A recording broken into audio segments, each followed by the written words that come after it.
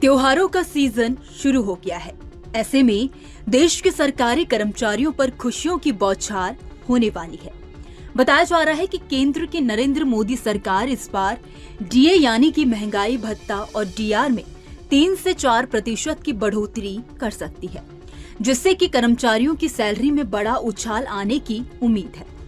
दरअसल 8वें वेतन आयोग के गठन और अटके पड़े डीए एरियर पर तो मोदी सरकार केंद्रीय कर्मचारियों को बड़ा झटका दे चुकी है।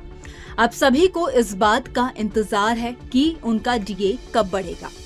उम्मीद है कि सरकार सितंबर के पहले हफ्ते में डीए बढ़ाने का फैसला ले सकती है। सरकार का यह ऐलान कर्मचारियों को बड़ी राहत देगा। इससे पहले मार्च महीने में डीए बढ़ाया गया था, तभी से सभी को इसमें बढ़ोतरी का इंतजार है। हालांकि सरकार ने ऑफिशियली तौर पर डीए का ऐलान नहीं किया है। आपको बता दें कि आमतौर पर सरकार हर साल मार्च और सितंबर में डीए और डीआर में बढ़ोतरी की घोषणा करती है, लेकिन यह बढ़ोतरी जनवरी और जुलाई से लागू मानी जाती है। केंद्रीय कर्मचारियों का महंगाई भत्ता यानी कि डीए में अगर 4% की बढ़ोतरी होगी तो वेतन हजारों रुपए में बढ़ जाएगा। इस बढ़ोतरी के बाद डीए 54% होगा, जो मौजूदा समय में 50% मिल रहा है। बढ़े हुए डीए 1 जुलाई 2024 से प्रभावी माना जाएगा। कर्मचारियों की सैलरी में कितनी बढ़ोतरी होगी, आइए जानते हैं। जैसे अगर किसी कर्मचारी की सैलरी 50,000 रुपए है तो 4% डीए के हिसाब से 2,000 रुपए महीना की बढ़ोतरी होगी। इस हिसाब से एक साल में 24,000 रुपए सैलरी के बढ़कर आएंगे।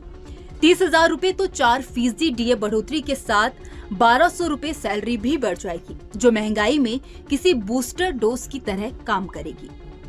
दूसरी ओर केंद्र सरकार की तरफ से तस्वीर साफ कर दी गई है कि वो 18 महीने का डीए एरियर नहीं देगी। कर्मचारियों के संगठन काफी समय से अटके पड़े 18 महीने के डीए एरियर की मांग कर रहे थे, लेकिन सरकार ने अब तस्वीर बिल्कुल साफ कर दी है। यह किसी बड़े झटके के तौर पर माना जा रहा है। दरअसल मोदी सरकार ने कोरोना काल में 1 जनवरी 2020 से 30 जून 2021 तक का डीए एरियर नहीं भेजा था। कर्मचारी वर्ग तभी से इसकी मांग कर रहे थे। सरकार ने राज्यसभा में स्थिति एकदम साफ कर दी है कि सरकार किसी भी कीमत पर यह देने के पक्ष में नहीं है। आपको बता दें कि महंगाई भत्ता जियरनेस अलाउंस यानी कि डीए सरकारी कर्मचारियों का वो हथियार है जिससे वो हर साल बढ़ने वाली महंगाई से बचे रहते हैं। दरअसल सरकारी कर्मचारियों को सरकार केंद्र या राज्य उनके जीवन स्तर को बनाए रखने के लिए उनकी बेसिक सैलरी के अलावा अतिरिक्त भत्ता देती है, ताकि उन्हें महंगाई की मार न झेलनी पड़े। आपको ये भी बता दें कि महंगाई भत्ते का पैसा सरकारी कर्मचारियों, पब्लिक सेक्टर के कर्मचारियों और पेंशनधारियों को दिया जाता है। सरकार हर 6 महीने में एक बार डीए की गणना करती है। वर्तमान में 50% डीए दिया जाता है। डीए में बढ़ोतरी के अलावा केंद्रीय कर्मचारी फिटमेंट फैक्टर में भी इजाफे की मांग कर रहे हैं। दरअसल 7वें वेतन आयोग की सिफारिशों के मुताबिक फिटमेंट फैक्टर 2.57 है। केंद्रीय कर्मचारियों की सैलरी तय करते समय भत्तों के अलावा जैसे महंगाई भत्ता, यात्रा भत्ता, house rent allowance, basic salary को फिटमेंट फैक्टर 2.57 से गुणा करके निकाला जाता है। इसमें बढ़ोतरी से कर्मचारियों की सैलरी में भी इजाफा होता है।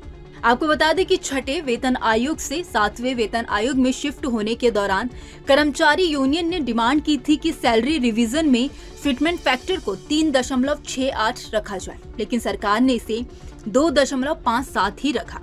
फिटमेंट फैक्टर की मदद से केंद्रीय कर्मचारियों को न्यूनतम सैलरी 7,000 रुपए से बढ़ाकर 18,000 रुपए हो गई थी। इसके अलावा मिनिमम पेंशन भी 3,500 रुपए से बढ़कर 9,000 रुपए हो गई थी। नौकरी कर रहे कर्मचारियों की अधिकतम वेतन 2.50 लाख रुपए और अधिकतम पेंशन भी 1.25 लाख रुपए हो गई थी। केंद्र सरकार के कर्मचारी और पेंशनधारी बेसब्री से 8वें वेतन आयोग का इंतजार कर रहे हैं। अब 8वें वेतन आयोग में यदि कर्मचारी यूनियन की डिमांड मान ली जाती है तो फिटमेंट फैक्टर को 1.92 किया जा सकता है। इसकी मदद से देश में सरकारी कर्मचारियों की न्यूनतम वेतन 18,000 रुपए से बढ़कर 34,560 रुपए और मिनिमम पेंशन 17,280 रुपए तक पहुंच सकती है। इससे महंगाई की मार झेल रहे कर्मचारी और पेंशनर्स को काफी राहत मिलेगी। खैर, इस खबर में इतना ही। इस खबर को लेकर आपकी क्या राय है, आप हमें कमेंट सेक्शन में जरूर बताइए। वीडियो अगर पसंद आया हो तो वीडियो को लाइक और शेयर करना ना भूलें। बाकी देश और दुनिया की तमाम बड़ी अपडेट्स के लिए देखते रहिए न्यूज नेशन का डिजिटल प्लेटफॉर्म। न्यूज नेशन अब व्हाट्सएप पर खबरों के ताजा अपडेट के लिए न्यूज नेशन के इस QR कोड को स्कैन करें।